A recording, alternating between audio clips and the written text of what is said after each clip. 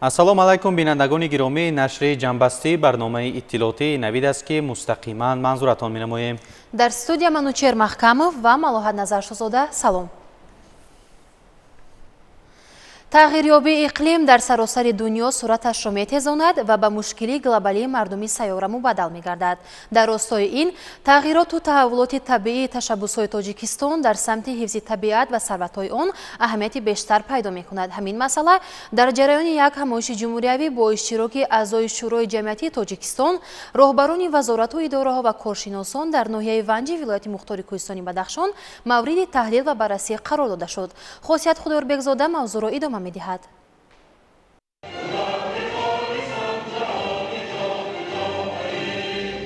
дар ноҳияи Ванҷи вилояти мухтори Кӯҳистони Бадахшон конфронси ҷумҳуриявӣ ва ҷаласаи шӯрои ҷамъиятии ҷумҳурии Тоҷикистон таҳти унвони нақш ва мавқеи Эмомалӣ Раҳмон дар арсаи ҷаҳонӣ, ташаббуси пешвои миллат муҳтарам Эмомалӣ Раҳмон оид ба эълон намудани соли 2025 ҳамчун соли ҳифзи пиряхҳо ва эълон гардидани солҳои 2018-2028 соли байналмилалии амал барои рушди устувор баргузор гардид, ки дар кори он раиси вилояти мухтори Кӯҳистони Бадахшон, котиби ҳамоҳангсози шӯрои ҷамъиятии ҷумҳурии Тоҷикистон ва дигар намояндагони ҳукумати ҷумҳурии Тоҷикистон иштирок намуданд.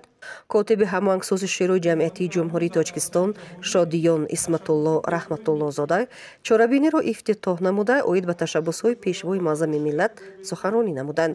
раиси вилояти мухтори Кӯҳистони Бадахшон Мирзонабод Алишир Худобердӣ зимни баромад иброз намуд, ки ҷумҳурии Тоҷикистон аз рӯзҳои аввали соҳибистиқлолӣ оид ба масъалаҳои экологӣ, тоза нигоҳ доштани атмосфераи замин, кам намудани партови газҳои гулхонаӣ, ҳифзи муҳити зист, баҳрабардории оқилона ва самаранок аз манбаъҳои об ва нигаҳ дошти онҳо, ҳифзи пиряхҳо ва дигар масъалаҳои мубрами вобаста ба иқлим дар сатҳи ҷаҳонӣ бо ташаббусҳои муҳими таърихӣ баромад намуда истодааст. дар ин росто ташаббусҳои таърихии Тоҷикистон, ки бо роҳбарии пешвои муаззами миллат муҳтарам Эмомалӣ Раҳмон таи зиёда аз 2 сола дар сатҳи ҷаҳонӣ вобаста ба иқлим ва об пешниҳод, қабул ва амалӣ гашта истоданд, ба ҳамгироии ҷамоати башарӣ мусоидат намуда иқдомҳои натиҷабор роҳандозӣ шуда истоданд. гуфта шуд, ки ин ташаббусҳо, ки мавҷудияти рушди ояндаи ҷомеаи инсонӣ аз ҳалли масъалаҳои онҳо вобастагии зич дорад, аз умқи ҳикмати волои миллат сарманша мегирад. зиро таърихи миллат гувоҳӣ аз он медиҳад, ки дар радифи бунёди ҳаёти худ тоҷикон ҳамеша дар ҷустуҷӯ ва дарёфти роҳҳои ҳалли масъалаҳои умуми башарӣ буданд. қайд гардид, ки минтақаи Осиёи марказӣ аз ҷумла Тоҷикистони мо дорои захираҳои бузурги обӣ мебошад. дар ин замина бо дурандешӣ ва нозукбинии хос сарвари сиёсии ҷумҳурии Тоҷикистон муҳтарам Эмомалӣ Раҳмон дарк намуданд, ки дар сурати ҳал накардани масъалаи идоракунии оқилонаи ин захираҳои бузург, аз он ҷумла дарёҳои фаромарзӣ, об метавонад боиси сар задани низоъҳои байни давлатӣ бигардад. дар ҷумҳурии мо пеш аз ҳама пояҳои ҳуқуқии масъалаҳои экологӣ, аз он ҷумла марбут ба об таҳким ёфта, дар сиёсати хориҷии ҷумҳурии Тоҷикистон ба масъалаи мазкур афзалият дода мешавад. гуфта шуд, ки боварӣ ҳаст, ки аҳли башар ҳушдори пешвои Тоҷикистонро аллакай дарк намуда, ҷиддан барои роҳандозии ташаббусҳои ҷониби Тоҷикистон дар ҳамгироии зич тадбирҳои судмандро роҳандозӣ хоҳад кард. инчунин дигар иштирокчиёни конфронс низ вобаста ба мавзӯъ таҳлилу таҳқиқҳои мушаххасро баён намуданд. пас аз баррасии масъалаи якум, раисони шаҳру ноҳияҳои вилоят ҳамзамон раисони шӯрои ҷамъиятӣ оид ба фаъолияти хиш ҳисобот доданд.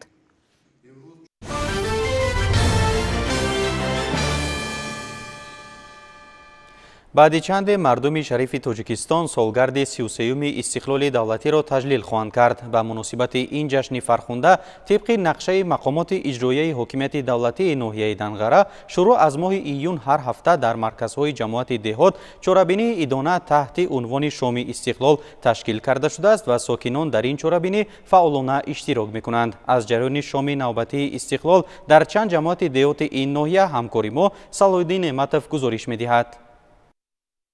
طبق نقشه چورابینی مقامات اجرایی حکومت دولتی ناحیه دنقره شروع از ماه ایون سال جاری هر هفته در مرکز و دهات ناحیه بخشیده به 33 سالگرد استقلالیت دولتی جمهوری تاجیکستان چورابینی فرهنگی تحت عنوان شام استقلال برگزار می‌گردد.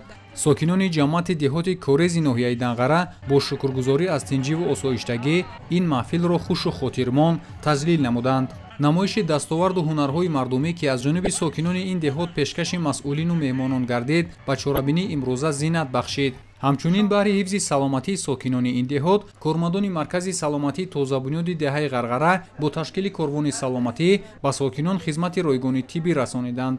намояндаи мақомоти иҷроияи ҳокимияти давлатии ноҳия дар баромади худ ҳамаи ҷамъомадагонро ба ин санаи таърихӣ табрик намуда иброз доштанд ки маҳз бо талошҳои асосгузори сулҳу ваҳдати миллӣ пешвои миллат президенти ҷумҳурии Тоҷикистон муҳтарам Эмомалӣ Раҳмон сулҳу субот пойдор буда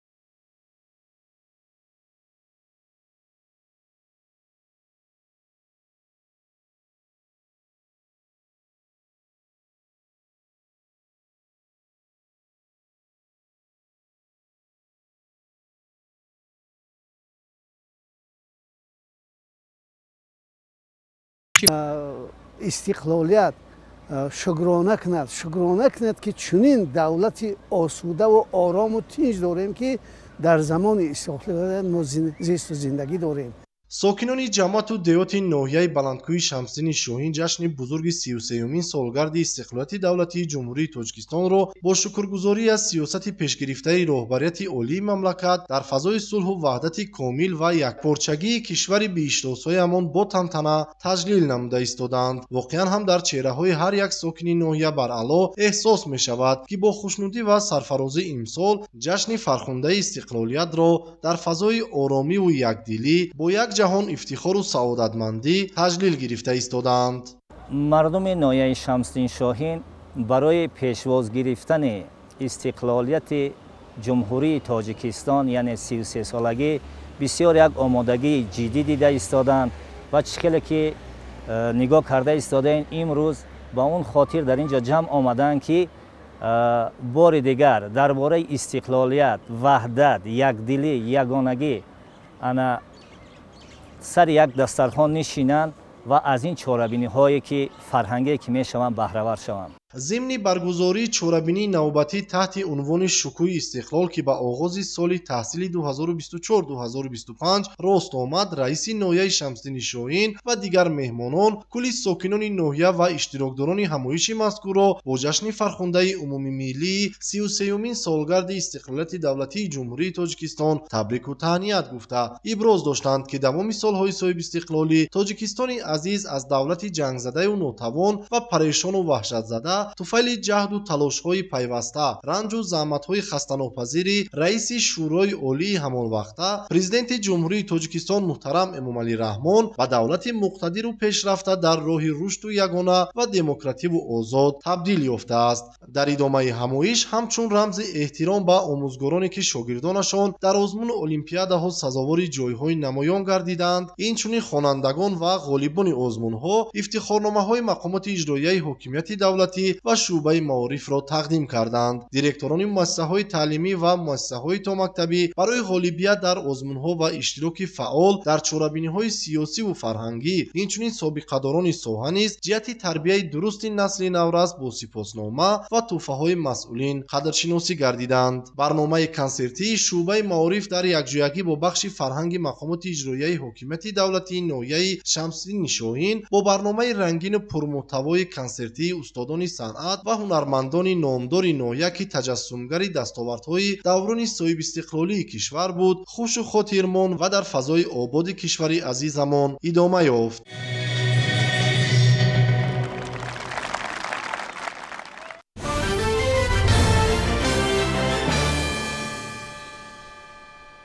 در همه جماعت و شهرک‌های ناحیه واسع نیز برای در سطح بلند و شایسته پیشواز گرفتن سالگرد نوبتی استقلال تحت عنوان صداقت وطنداری چاره‌بینی معرفتی و فرهنگی تشکیل کرده شده است که هر هفته در جماعت‌ها با اشتراک دایره وسیع ساکنان گذرانده می شود. خواجه نظریف موضوع را ادامه می دهد.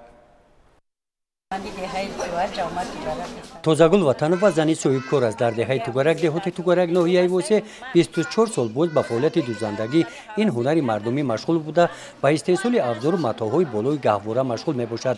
ин ҳунар тозагулро миёни ҳамсояҳо баъди як муддат дар ноҳия ва миқёси вилоят ва берун аз он муаррифӣ кард.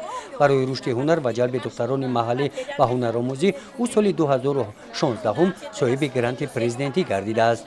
در 24 سالی که من به همین هنر آموختم، من به فرزندم، به کلینوم، به نبیرم، به ال همسایه، به دختران دهه همین هنر خودم را پیشنهاد کردم.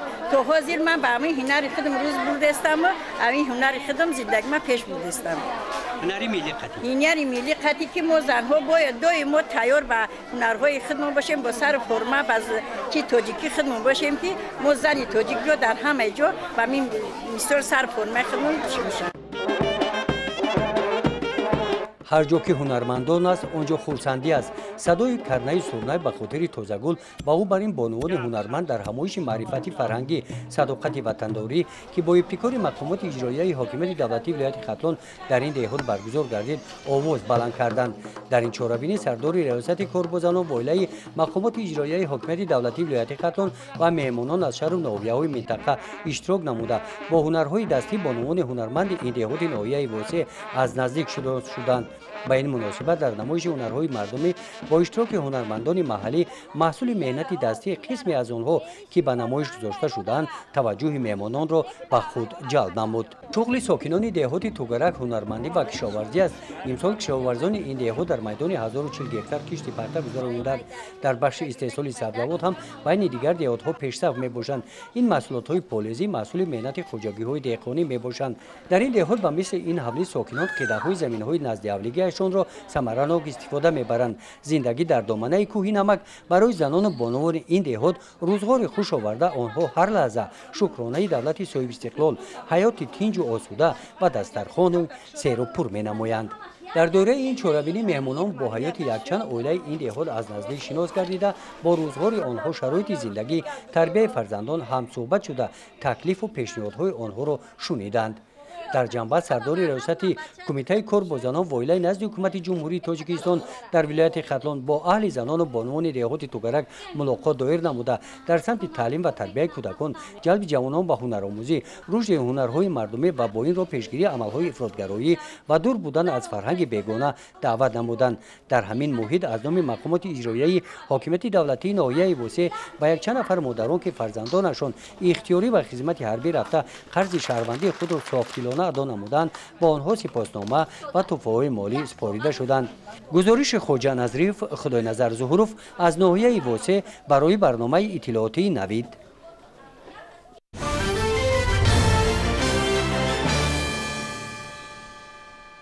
اقلیم ناحیه‌های مومن‌آباد نسبت به ناحیه‌های وادگی نسبتاً سرد است ولی امسال در این ناحیه نیز هوا نسبتاً گرمتر آمد.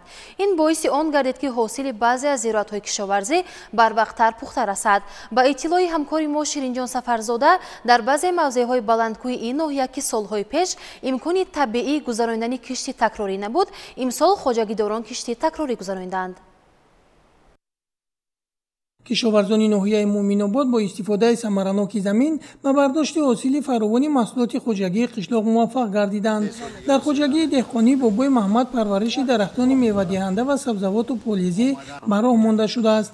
درختان سیبوناک امسال هم سرحاصل بوده. روزهای نزدیک به جمع‌آوری آن شروع می‌نمایند. یک قسم درختان از حساب تغییریابی اقلیم و دیگر پیامدها خشکیدند و سهامداران خوجگی آنها را از نو پیوند کردند و به جای دیگرشان نهال‌های نو شنانیدند. در خوجگی مذکور با پرورش کارتوشک و پیاز و غله‌دانگی دقت مخصوص ظاهر می‌گردد.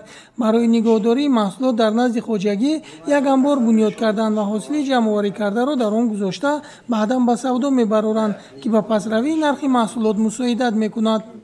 برای نگهداری محصولات خوجگی قشلاق ما این یک 5 سال پیش یک تا انبار نگهداری محصولات خوجگی قشلاق ساختیم که در اینجا اینا مرحمت ما اینا دیروز کارتوشک را چیندیم، کارتوشک را در اینجا ذخیره کردیم هم برای آینده تخمی هم برای فروش. هم محصولاتی که ما همین خوجگی دهقانی استحصال میکنیم در همین انبار جابجا میکنیم. از اون جمله اینا گندم داریم، پیاز داریم، چی محصولاتی که باشه در این انبار جابجا میکنیم. یک سمت فعالیت خوجگیداران تخمی پروری می باشد. شرایط مساعد و اقلیم این منطقه برای پرورش یونچقه و گرفتن تخمی این نمود زراعت امکان فراهم می آورد. خوجگیداران هم ساله میدانی بیش از 7 گکتار یونچقه کوریده تخمی خوش صفت استحصال می نمایند و دیگر خوجگی های چروا پرور را با تخمی تامین می کنند.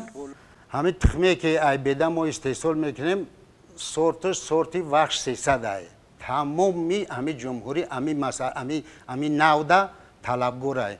ما اینا توهیسور شهر نو یووان دیگر نوحیوده تامین میکنیم ای روی درخواست شد. همین در یک سال چقدر تخمی میتونیم به دست بیاریم؟ تخمی بده ما تخمی بده 1.5 تن استحصال میکنیم که در یک هکتار 18 کیلو میکنه. دیگر خوجگیداران باشن پرورش کارتوشک و پیاز را به راه ماندند. در موضع کلچشمه قسمت زیادی خوجگی های دهقانی نوع پیاز محلی پرورش میکنند. با گفت دهقانان این نمودی پیاز با لذت و به سلامتی انسان فایده آور است. در بازار و مرکزهای سودا باشد خریدارانی زیاد دارد. گرمشوی هوا و تاثیر منفی دیگر عامل‌ها و فعالیت کشاورزان تاثیری بد نرسانیده است. امروزها دهقانان سرجمانه به جمع‌آوری حاصل مشغول میباشند.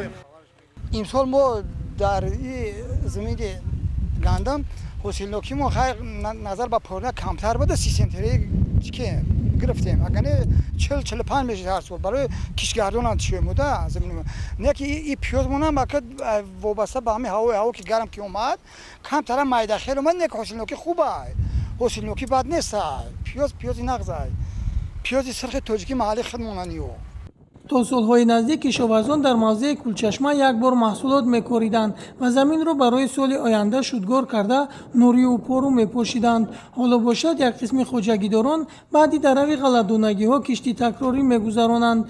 با گفته دهقانان در یک موسم میتوان دوبار حاصل گرفت اگر قاعده های اگروتکنیکی را رعایت نمایی. در ناحیه مومن‌آباد طبق دورنمای کشت زمین‌های خوجگی قشلاق امسال خوجگیداران با همه نمود زراعت‌های خوجگی قشلاق مشغول کار هستند و در این زمین‌ها زمین‌های آبیاری است با کشت کارتوشکا، پیاز، لوبیاگی‌ها و اینچنین غله و بیده مشغول هستند. وابسته به باد هوا گرم شوی باد هوا یا همین کارتوشکا، پیاز و دیگر زراعت‌های خوجگی قشلاق در یک دوره معین پخته رسیدند که امروز مردم ساکنان ناحیه مومن‌آباد با جمع‌آوری کارتوشکا و پیاز زمستانه آماده کار هستند. با اطلاع شعبه کشاورزی ناحیه مومن‌آباد دوام یک ماه دیگر جمع‌آوری کارتوشکا و پیاز ادامه می‌یابد و تا آخر فصل تیرما باشد کشاورزان با جمع‌آوری میوه مشغول می‌گردند. شیرین جان سفرزاده، سیف‌الدین اسماعیلوف از ناحیه مومن‌آباد برای برنامه نوید.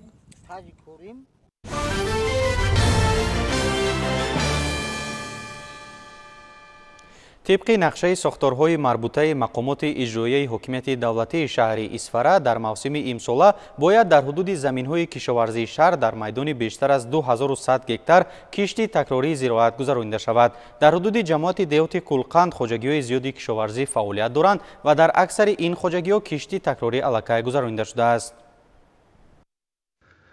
در جماعت دیهاتی کلکند شهر اسفره در سمت استفاده ثمرناک آب و زمین، رشد ساحه باغپروری و افزون نمودن حجم محصولات کشاورزی فعالیت پرثمر دارند. امسال در اینجا جهت سهمگیری در تامین استقلالیت آذوقه‌واری مملکت در میدان 294 گکتار کشتی تکراری گذرانیده شده است. خوجگیداران در کشت دوباره از زراعت‌های دانگی به مانند ماش و لوبیا و سبزوات باشد کرم و سبزی، بادرین، ترب و شلغم، پالیزی‌ها و زراعت‌های خوراک چاروا کشت کردند. کنون در موضع‌های دیگری حدود خوجگی نیز نگاه و بین و پرورش دیگر زراعت‌ها نیز موافق به قاعده‌های اگروتکنیکی به راه گذاشته شدند. در جماعت دیهاتی کلکند 1420 خوجگی دهقانی موجود بوده، از آن 688 خوجگی دهقانی را سروریش را زنان بر عهده دارند.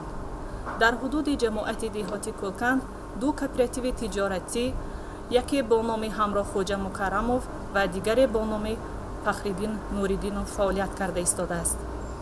طبق دستور و سپارش‌های اساسگزار صلح و وحدت ملی پیشوای معظم ملت پرزیدنت جمهوری تاجیکستان محترم امامعلی رحمان امروز در حدود جماعت دیهاتی کلکند به مساحت 294 گکتار کشتی تکراری به آخر رسانیده شده است. از آن جمله آفتاب پرست، سبزی، ترب، شلغم و اینچنین سیلاس برای خوراک چاروا کشت کرده شده است. امروز ما کشاورزان جماعت دیهاتی کلکند امید داریم که حاصل فراوان به دست آورده سهم خود را در تامین آذوقه‌واری کشور گذاشته باشیم. موافق معلومات ریاست کشاورزی شهر اسفره، طبق دورنما در همه شکل‌های خوجگیداری کشتی دوباره زراعت‌ها باید در میدان 2141 گکتار گذرانیده شود.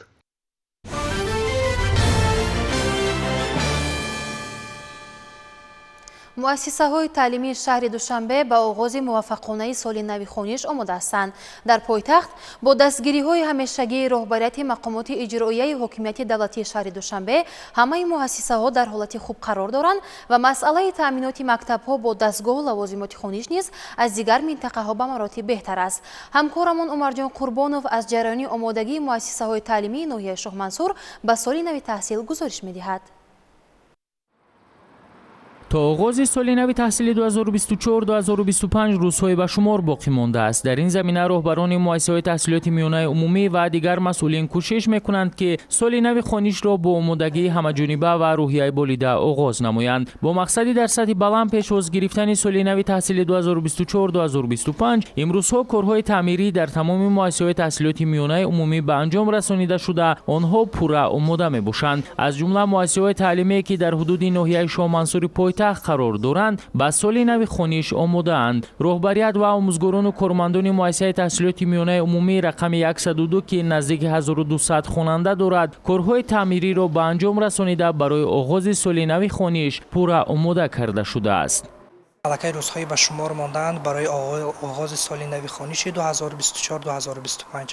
و مؤسسه ما نیز برای سال نو خوانش آمادگی خیلی جدی دیدند. علاقه همه آموزگاران و برای قبول شاگردان خود و تقسیم نمودن کتاب‌های آنها آماده هستند و هم از صنفخانه ها را برای پیشواز خوانندگان صنف یک خود که زیاده از 105 نفر خوانندگان را قبول کرده ایم آماده هستیم و مؤسسه تحصیلات میانه عمومی رقم 102 ناحیه شاه منصور زیاده از 1192 خواننده دارد که از این 632 نفرشان را گلدختران زیبا تشکیل می نمایند و همه آموزگاران کوشش میکنیم که پیوسته خوانندگان خویش را در روحیه وطن دوستی، میهن پرستی و پیروی به پیشوای معظم ملت خود تربیت نماییم و کوشش میکنیم که همه وقت نسل نورسی امروزی ما نسل دوران استقلالیت نامبرداری تاجیکستان باشد و تاجیکستان را در ساحه علم و معارف، ساحه ورزش و تندرستی در عرصه جهان معرفی نماید. مؤسسه برای 860 جای نشست در یک بس پیش بینی گردیده است و عین حال در مؤسسه زیاده از 1000 نفر خوانندگان به تحصیل فرا گرفته شدند و در مؤسسه 37 صنفخانه و 10 کابینت‌های فنی از تالاری ورزشگاه، تالاری مجلسگاه، آشخانه و دیگر میدانچه‌های ورزشی عبارت میباشد و مؤسسه برای آمادگی سال تحصیلی 2024-2025 پوره آماده است و تمام صنفخانه راهرو عموما تمام مؤسسه از تعمیر جاری برآورده شده است و گفتن جایز است که به حالت امروز در مؤسسه نارسایی کادر یا نارسایی آموزگار به چشم نمی رسد. تمام آموزگاران یعنی آموزگاران پرتجربه و کارآزموده امروز در مؤسسه کار و فعالیت میکنند. کوشش و مهارت کسبی خویش را به آن روانه میسازیم که توانیم خوانندگان را در رویه خویشتن شناسی، میهن پرستی و خودآگاهی ملی تربیت نموده باشیم. آموزگاران مؤسسه‌های تحصیلات میانه عمومی ناحیه شاه منصور به سال نو تحصیل آمادگی خوب دیده با روحیه تازه و مسئولیت بلند خوانندگان را به تعلیم و تربیت فرا میگیرند. آموزگاران پیوسته راه و واسطه‌های معاصر تعلیم را آموخته به خوانندگان با واسطه‌های تکنیکی کار میبرند تا نسل نورس و جوان دانشمند و وطن دوست به کمال رسند.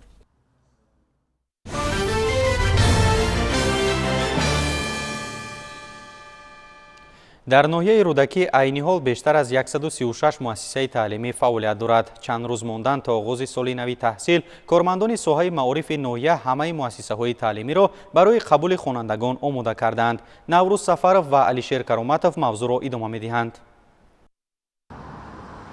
مؤسسه تحصیلات میانه عمومی رقم 3 این یکی از تعلیمگاه‌های معاصر در ناحیه رودکی شمرده می شود که بیش از 2400 نفر خواننده در دو بس در آن به تعلیم فرا گرفته می شود. این شب و روزها که معارفچیان مملکت سرگرمی کارند، کلکتیوی بسیار نفره این درگاه نیز بی‌طرف نیستند. در برابر روزهای مقرری هر هفته روزهای استراحت به حشر برآمده داخل و اطراف تعلیمگاه را تازه و رنگ‌وبار می نمایند. هدف تنها یک چیز، استقبال خوب خوانندگان در صنفخانه‌های کشاده و برهوا است. در لیسه دولتی از روی رویه آموزش عمیق فن‌های طبیعت شناسی دقیق که 1200 نفر خواننده را در دو بس فرا گرفته است، کارهای آمادگی رنگ دیگر دارد. رهبریت این درگاه تدبیرهای آبادانی را از نزد حوالی مؤسسه شروع نموده، راهروی اساسی اطراف مکتب را پورا بتون پوش نمودند. حالا تمام صنفخانه‌ها در حال آمادگی قرار داشته، کارهای جابجاگذاری حجت‌ها و عیانیت و دیگر لوازمات خوانش با سرعت ادامه دارد. مؤسسه ما امروز پورا از تعمیر برآمد، فقط کارهای پاککاری رفته ایستاده است.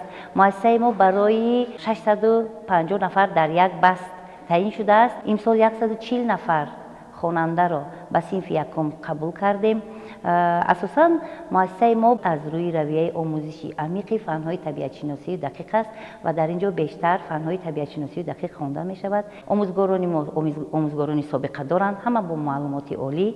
خوانندگان علاقه با کتاب‌های درسی تامین شده اند. با باوری تمام گفته می‌توانم که روز 1 سپتامبر ما درس سال را با یک شکوه و شهامتی بی‌اندازه میگذرانیم و خوانندگان را به صحن مؤسسه قبول میکنیم. همین گونه کارهای آمادگی در اکثر مؤسسه‌های تعلیمی حدود ناحیه رودکی جریان دارد. تا امروز در 80% مؤسسه‌های تعلیمی کارهای رنگ و بارکنی و تعمیر و ترمیم انجام داده شده. در قسمت دیگر مؤسسه‌های تعلیمی کار در این سمت ادامه دارد و هدف است تا فرا رسیدن روز دانش پورا کارهای باقی مانده سامان داده شود. از آنکه با لباس یگانه مکتبی تامین شدن خوانندگان طلبات وزارت معارف و علم است، اهل معارف ناحیه رودکی در این سمت پیشگام‌ترند و در این زمینه کارهای ضروری انجام داده شده است. یکی از طلبات‌های وزارت معارف جمهوری تاجیکستان که تامین نمودن خوانندگان مؤسسه‌های تحصیلات عمومی با سر لباس یگانه مکتبی است. ما با باوری کامل گفتم می‌توانیم که خوانندگان مؤسسه ما با از این جهت تنقیصی ندارند و پورا تامین هستند و چیزی که ما این زمان مشاهده کرده ایستاده‌ایم، مؤسسه ما از تعمیر برآورده شده است و برای استقبال خوانندگان در سال نو خوانش پورا آماده هستند. از جریان کارهای آمادگی و تعمیر و ترمیم مؤسسه‌های تعلیمی به مشاهده می‌رسد که معارفچیان ناحیه رودکی خوانندگان را با روحیه بالیده در صنفخانه‌های تعمیر گردیده استقبال می‌نمایند. باید تاکید نمود که در ناحیه رودکی 137 مؤسسه تعلیمی فعالیت داشته برای علم آموزی خوانندگان آموزگارانی با تجربه و صاحب تخصص جلب گردیدند.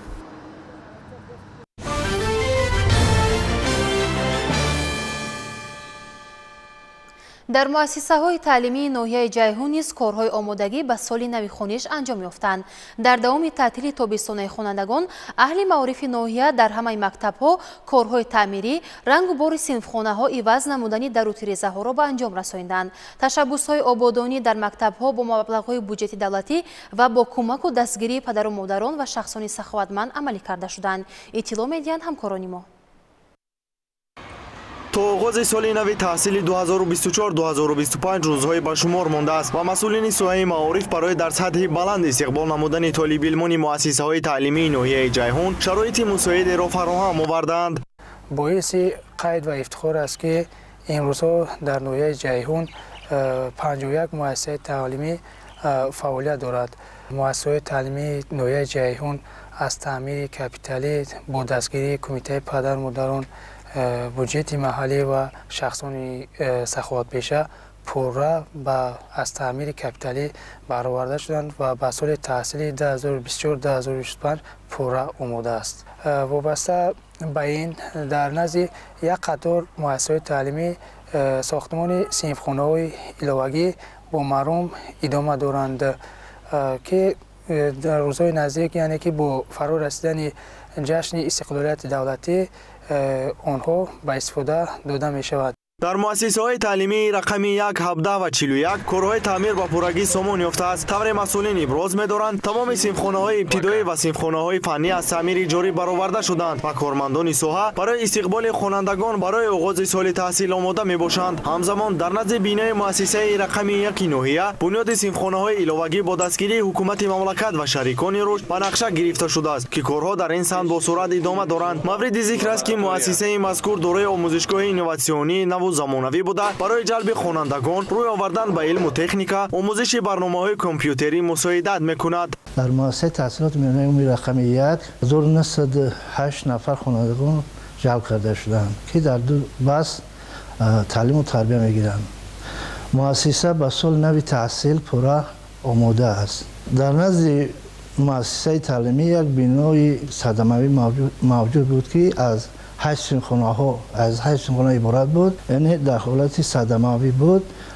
با جای او در نزد مؤسسه بینای دوآشیانه از 10 صنفخانه عبارت بوده و حالت 1 ژانویه 2025 به استفاده داده می شود. از حساب شریکان رشد این صنفخانه که ما در اینجا قرار داریم ساخته شده، سال دوم است که به استفاده داده شده است که در این صنفخانه می توانند از 14 ساله تا 24 ساله در اینجا اومده درس تعلیم گیرند. ما در نزد مؤسسه تعلیمی رقم 45 قرار داریم که روزهای نزدیک یعنی که با استفاده داده می شود. در صورت پوره با استفاده دادن این مؤسسه تعلیمی شرایط تعلیم و تربیت در مرکز نویه بازم بهتر و خوبتر می شود. اینچنین در مرکز نوحیه جیهون بنیاد و افزایی مؤسسه تعلیمی رقم 45 راه اندازی گردیده است. انشاءات ساخته شونده سه آشیانه بوده از 30 صنفخانه نو و زمانوی، یک تالار ورزشی، آشخانه و تالار مجلسگاه با جلب 640 خواننده در یک بس پیش بینی گردیده است. طبق مشاهده گردید کارها در این سمت وسعت تازه داشته، ساختمانچیان تلاش دارند که در کوتاه‌ترین مدت مؤسسه را مورد استفاده عموم قرار دهند. گزارش محمد رضا شریف زاده طالب جان سیفا برای برنامه اطلاعاتی نوید از ناحیه جیهون.